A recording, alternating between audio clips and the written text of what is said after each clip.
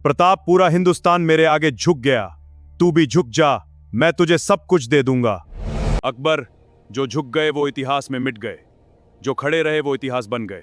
और देख, आज तेरा नाम लेने से पहले मेरा नाम लिया जाता है। एक तरफ थी मुगल सल्तनत की वो फौज जिसके पास थे 80,000 सैनिक, हाथी, तोपें और अकबर का पूरा खजाना। दूसरी तरफ खड़े थे महाराणा प्रताप सिंह जी, जिनके पास थे सिर्फ 20,000 सैनिक, एक वफादार घोड़ा और एक कसम, मेवाड़ कभी नहीं झुकेगा। और उस दिन 18 जून 1576 को हल्दी घाटी की उस पीली मिट्टी ने जो खून पिया, वो इतिहास की किताबों में आज भी चीखता है। आज हम बात करेंगे उस युद्ध की जो शायद महाराणा प्रताप जी ने जीता नहीं था, लेकिन जिसे उन्होंने कभी हारा भी नहीं था। बात है 1572 की। अकबर तब तक हिंदुस्तान का बादशाह बन चुका था। राजपूताना के ज्यादातर राजा उसके सामने झुक चुके थे। आमेर के राजा भारमल ने अपनी बेटी अकबर को दे दी थी। बीकानेर झुक गया, जोधपुर झुक गया, लेकिन एक नाम था जो अकबर के दरबार में कभी नहीं आया। महाराणा उदय सिंह जी के सुपुत्र महाराणा प्रताप सिंह जी।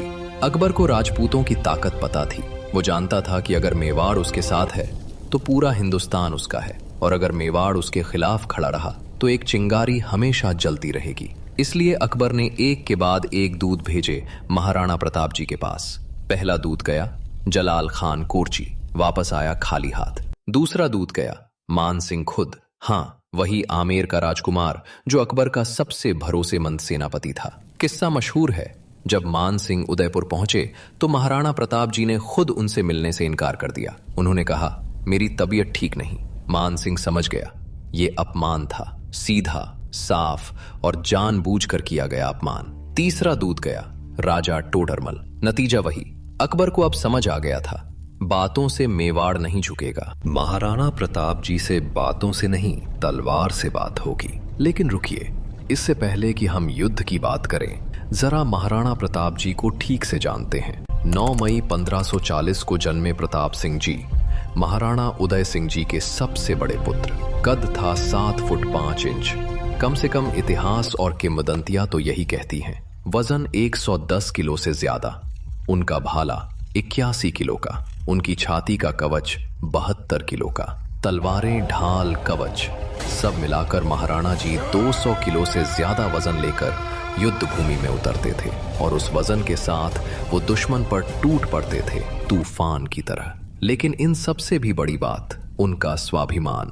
जब महाराणा उदय सिंह जी की मृत्यु हुई 1572 में, तब सिंहासन को लेकर विवाद हुआ। उदय सिंह जी की प्रिय रानी चाहती थीं कि उनका पुत्र जगमाल राजा बने। दरबार में कई लोग जगमाल के साथ खड़े थे, लेकिन मेवाड़ के सरदारों ने एकजुट होकर कहा, राजा प्रताप होगा, मेवाड़ का सिंहासन उन्हीं का हक है। और महाराणा प्रताप जी ने राजगद्दी संभाली। उनके सामने चुनौतियां अनगिनत थीं।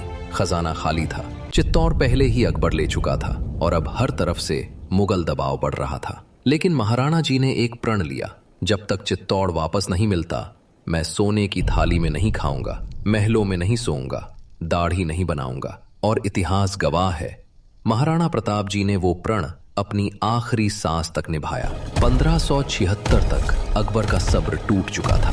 उसने अपनी सबसे मजबूत फौज तैयार की। मुगल सेनापति था मान सिंह, आमेर का राजकुमार। उसके साथ थे असफ खान और कई अन्य मुगल सरदार। हाथी थे, घुड़सवार थे, और पैदल सेना का एक विशाल समुद्र था। संखाराणा जी की सेना से कई गुना बड़ी थी। महाराणा प्रताप जी की सेना लगभग 20,000 सैनिक। इनमें राजपूत सरदार थे जो अपने महाराणा के लिए जान देने को तैयार थे।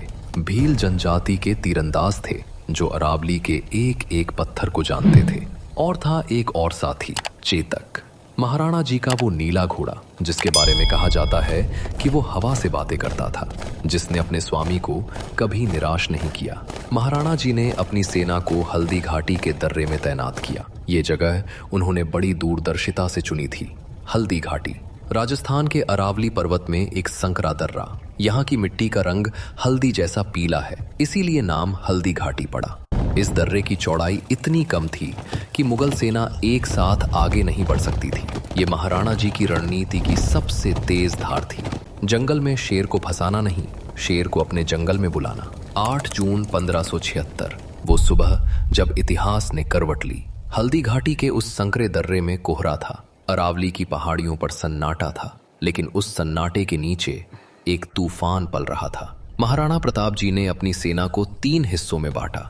आगे थे हकीम खान सूरी, एक अफगान सरदार जो अकबर के खिलाफ महाराणा जी के साथ कंधे से कंधा मिलाकर लड़ रहे थे। ये एक बहुत जरूरी बात है। ये लड़ाई हिंदू और मुस्लिम की नहीं थी, ये लड़ाई थी स्वाभिमान की, स्वाधीनता की, अपनी मातृभूमि की।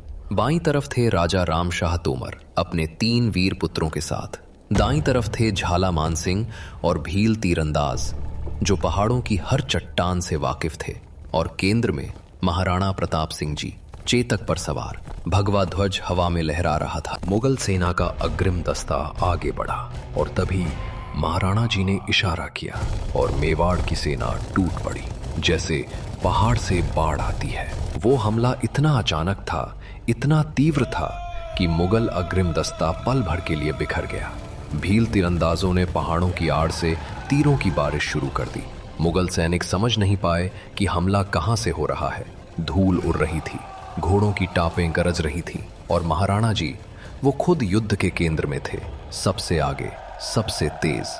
युद्ध अपने चरम पर था, चारों तरफ धूल, धुआं और शस्त्रों की खनखनाहट। तभी महाराणा प्रताप जी की नजर मान सिंह पर पड़ी। मान सिंह एक विशाल हाथी पर सवार था, हौदे में बैठा, और महाराणा जी ने चेतक को एड़ लगाई। चेतक दौड़ा बिजली की तरह और उस विशाल हाथी के सामने आकर रुका। किंवदंती कहती है चेतक ने अपने दोनों अगले पैर उस हाथी के मस्तक पर रखे और महाराणा जी ने अपना भाला मान सिंह की तरफ फेंका। मान सिंह बच गया, वो हौदे में झुक गया, लेकिन हाथी की सूंड में बंधी तलवार ने चेतक के एक पैर को गहरी चोट दे दी। 3 पैरों पर चेतक वहां से भागा और यहीं से शुरू होती है उस वफादारी की कहानी जो आज भी सुनते सुनते रोंगटे खड़े कर देती है। चेतक घायल था, एक पैर से खून बह रहा था। महाराणा प्रताप जी को सुरक्षित निकालना जरूरी था। मुगल सैनिक पीछे थे, घोड़ों पर सवार। चेतक दौड़ता रहा पहाड़ों में, पथरीले रास्तों पर, एक टांग से। तभी रास्ते में आया एक नाला, करीब 21 फुट चौड़ा। पीछे मुगल सैनिक, सामने वो नाला। चेतक रुका नहीं, उसने छलांग लगाई और वो छलांग पूरी हुई। महाराणा प्रताप जी सुरक्षित दूसरी तरफ पहुंच गए, लेकिन चेतक वहीं गिरा और उठ नहीं पाया। महाराणा प्रताप जी, जिन्होंने कभी किसी के सामने सिर नहीं झुकाया था, उस घोड़े के गले से लिपट गए और रोए। एक योद्धा रोया, एक महाराणा रोया, क्योंकि उन्होंने उस दिन सिर्फ एक घोड़ा नहीं खोया था, उन्होंने एक दोस्त खोया था, एक साथी खोया था। आज भी हल्दी घाटी में चेतक की समाधि है और कहते हैं जो भी वहां जाता है वो खाली हाथ नहीं लौटता, उसकी आंखें जरूर भर आती हैं। अब बात करते हैं उस वीर की जिसका नाम इतिहास में उतना नहीं आता जितना आना चाहिए। युद्ध के दौरान जब महाराणा प्रताप जी चारों तरफ से घिर गए, तब उनके सरदार झाला मान सिंह जी ने कुछ ऐसा किया जो आज भी रोंगटे खड़े कर देता है। झाला मान सिंह जी ने महाराणा जी का मुकुट उठाया और खुद पहन लिया। मुगल सैनिकों को लगा कि महाराणा प्रताप वही हैं। सारे सैनिक झाला मान सिंह जी की तरफ मुड़ गए और महाराणा प्रताप जी को निकलने का रास्ता मिल गया। झाला मान सिंह जी उस दिन वीर गति को प्राप्त हुए। उन्होंने अपनी जान देकर अपने महाराणा को बचाया। ये राजपूती वफादारी थी, ये मेवाड़ की मिट्टी का स्वभाव था। ये उस युग का वो सच था जब इंसान अपने स्वामी के लिए हंसते हंसते मर सकते थे। अब वो सवाल जो हर कोई पूछता है, हल्दी घाटी का युद्ध कौन जीता? अगर आप इतिहास की किताबें पलटें तो मुगल सेना ने युद्ध भूमि पर कब्जा किया। इस हिसाब से तकनीकी जीत मुगलों की थी, लेकिन क्या अकबर का असली मकसद पूरा हुआ? नहीं। अकबर चाहता था कि महाराणा प्रताप जी या तो झुकें या मारे जाएं। न महाराणा प्रताप जी झुके, न मारे गए। युद्ध के बाद भी महाराणा जी ने मेवाड़ की अरावली पहाड़ियों में अपना संघर्ष जारी रखा। उन्होंने गुरिल्ला युद्ध की नींव रखी, जो आगे चलकर मराठाओं ने छत्रपति शिवाजी महाराज ने अपनाई। एक बात कही जाती है, हल्दी घाटी वो युद्ध था जिसमें मुगलों ने युद्ध भूमि जीती और महाराणा प्रताप जी ने इतिहास। और ये सच है, आज 450 साल बाद भी जब हम बात करते हैं तो महाराणा प्रताप जी की करते हैं, मान सिंह की नहीं। हल्दी घाटी के बाद महाराणा प्रताप जी के पास न महल था न खजाना। वो अरावली के जंगलों में रहे, परिवार के साथ। महारानी, बच्चे सब जंगलों में घास की रोटियां खाईं, पत्तों पर सोए, पहाड़ों की कंदराओं में रातें गुजारी। एक किस्सा है जो सबसे ज्यादा याद किया जाता है। एक दिन महाराणा प्रताप जी की पुत्री के हाथ से एक जंगली बिल्ली ने घास की रोटी छीन ली। वो बच्ची रोने लगी और महाराणा प्रताप जी, जिन्होंने कभी अकबर के सामने नहीं झुके, जिन्होंने लाखों की फौज से नहीं डरे, उस दिन टूट गए।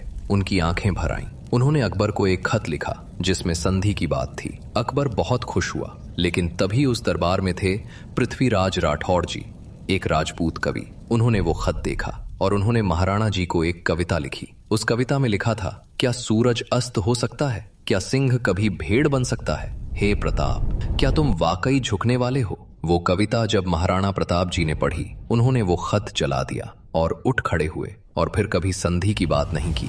यही है महाराणा प्रताप जी की असली ताकत, टूट कर भी उठना, गिर कर भी खड़े हो जाना। संघर्ष के वो साल 1576 से 1585 तक। लेकिन फिर समय बदला। अकबर उत्तर पश्चिम में उलझ गया, अफगान मामलों में। उसका ध्यान मेवाड़ से हटा और महाराणा प्रताप जी ने मौका देखा। 1382 में देवर की लड़ाई हुई। ये वो युद्ध था जिसे कई इतिहासकार हल्दी घाटी से भी बड़ी जीत मानते हैं। इस युद्ध में महाराणा प्रताप जी ने मुगलों को करारी शिकस्त दी। एक के बाद एक किले वापस लिए। कुंभलगढ़, गोगुंदा, उदयपुर के आसपास का पूरा इलाका। 1585 तक महाराणा प्रताप जी ने मेवाड़ का ज्यादातर हिस्सा वापस जीत लिया था। सिर्फ चित्तौड़ नहीं मिला, क्योंकि वहां मुगल बहुत मजबूत थे और वो प्रण, जब तक चित्तौड़ वापस नहीं मिलता, महाराणा प्रताप जी वो प्रण पूरा नहीं कर पाए। 19 जनवरी 1597 को एक शिकार के दौरान धनुष की डोर खींचते वक्त लगी चोट से महाराणा प्रताप सिंह जी ने इस संसार से विदा ली। उनकी उम्र थी 56 साल और कहते हैं मरते वक्त उनकी आंखें उस दिशा में थीं जहां चित्तौड़ था। जब अकबर को महाराणा प्रताप जी के निधन की खबर मिली, दरबार में सन्नाटा छा गया और अकबर, जो पूरी जिंदगी महाराणा जी से लड़ता रहा था, चुप हो गया। कहते हैं उसकी आंखें भर आई थीं। मुगल दरबार के कवि दुर्सा आढ़ा ने लिखा, वो राजा जिसने अपना सिर कभी नहीं झुकाया, वो योद्धा जिसने अपनी मिट्टी के लिए सब कुछ दे दिया, ऐसा प्रताप दुनिया में दूसरा नहीं होगा। ये श्रद्धांजलि थी दुश्मन की, और दुश्मन की श्रद्धांजलि सबसे बड़ी श्रद्धांजलि होती है। झुकना मंजूर नहीं, बिकना मंजूर नहीं, टूटना मंजूर नहीं। मेवाड़ अमर था, मेवाड़ अमर है, मेवाड़ अमर रहेगा। और महाराणा प्रताप जी वो सिर्फ एक राजा नहीं थे, वो एक विचार थे, एक प्रेरणा थे, जो तब भी जीवित था, जो आज भी जीवित है और जो हमेशा जीवित रहेगा। जय मेवाड़, जय महाराणा प्रताप जी।